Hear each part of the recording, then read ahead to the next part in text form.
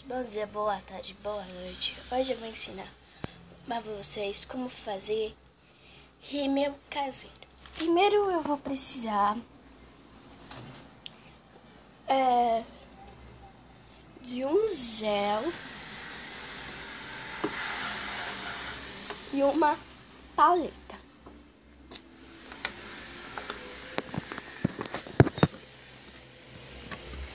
Então eu vou pegar um recipiente assim, ó.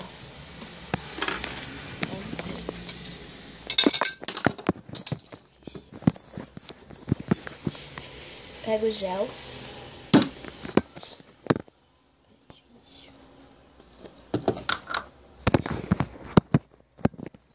Uma coisa para segurar.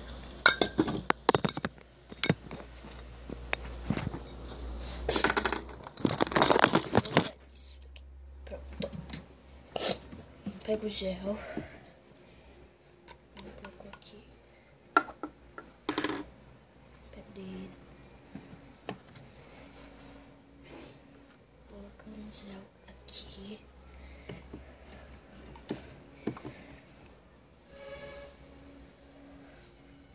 colocando aqui, isso. Aí você vai pegar um pincel, vou fazer pouquinho. Só para mostrar para vocês. Aí você vai pegar um pincel e vai colocar aqui, ó. Colocando sombra preta ou azul. Depende de que cor você quer fazer.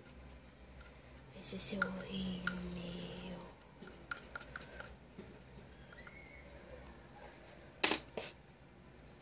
Vai colocando bastante sombra, bastante mesmo. Pera aí.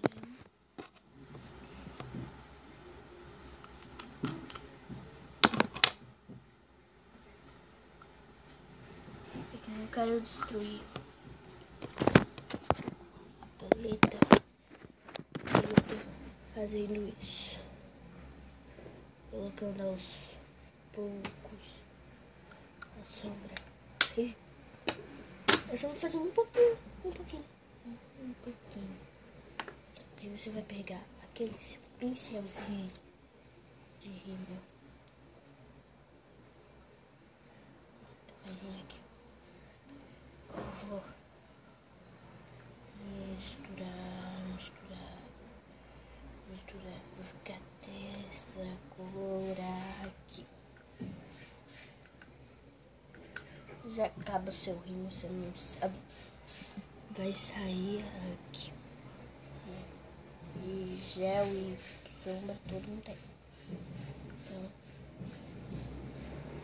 também vou ensinar outras coisas caseiras para você fazer em casa.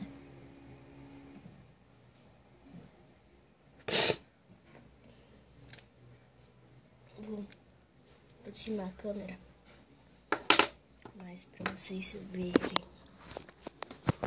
Olha ela.